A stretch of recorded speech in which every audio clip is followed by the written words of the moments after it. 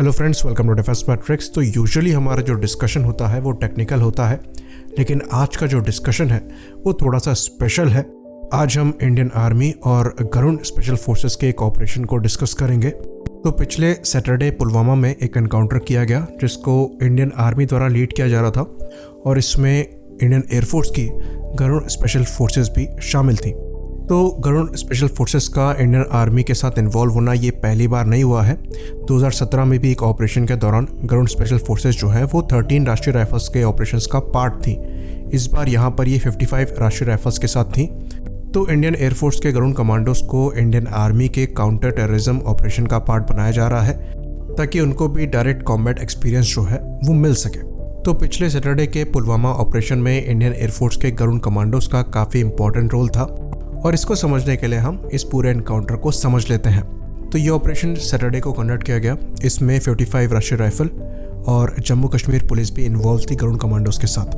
तो शाम को 7 बजे नारा विलेज जो कि पुलवामा जनरल एरिया में आता है, वहाँ पर इंडियन आर्मी और जम्मू कश्मीर पुलिस ने कॉर्डन और सर्च ऑपरेशन को स्टार्ट किया।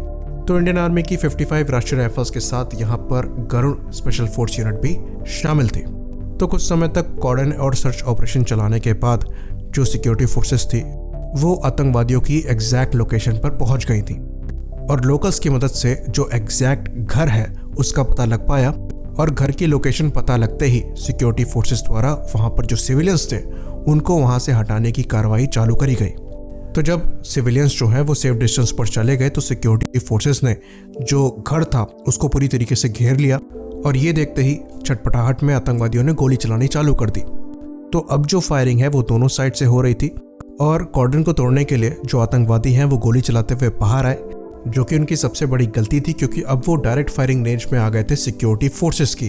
तो अब हैवी गन फाइट चल रही थी और इसी गन फाइट में गरुड़ स्पेशल फोर्सेस के स्क्वाड लीडर संदीप झांझरिया को 2 गोली लगी, एक चेस्ट पर और एक उनके बाएं हाथ पर। तो गोली लगने के बाद भी उन्होंने फायरिंग नहीं रोकी और उनकी फायरिंग की वजह से जो 3 मिलिटेंट्स भागने की कोशिश कर रहे थे वो मारे गए।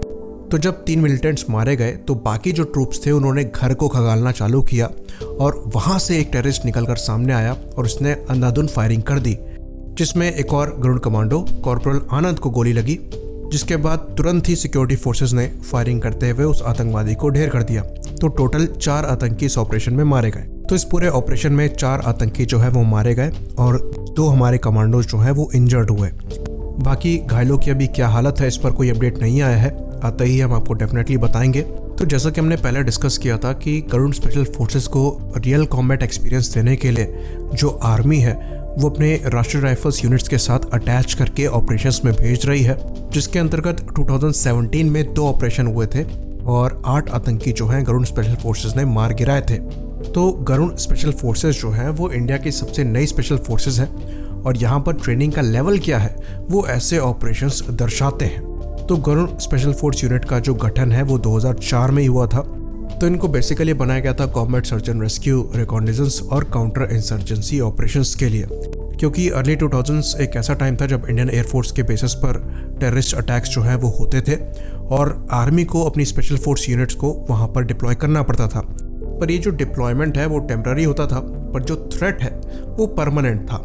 इसलिए इंडियन एयरफोर्स ने रियलाइज़ किया कि उनके पास खुद की स्पेशल फोर्स यूनिट होनी चाहिए और तब गरुड़ स्पेशल फोर्सेस का जो आइडिया है वो दिमाग में आया। तो कमांडोज की टोटल स्ट्रेंथ की बात करें तो करीबन 1500 से 2000 के आसपास इनके नंबर्स हैं। इक्विपमेंट्स की बात करें तो काफ़ी ज़्यादा वेल इक्विप्ड है और इनका जो गरुड़ रेजिमेंटल ट्रेनिंग सेंटर है वो हिंडन गाजियाबाद में है। ट्रेनिंग इनकी काफ़ी टफ होती है, 72 वीक्स की होती है, जिसमें ड्रॉप आउट रेट काफ़ी हाई होता है।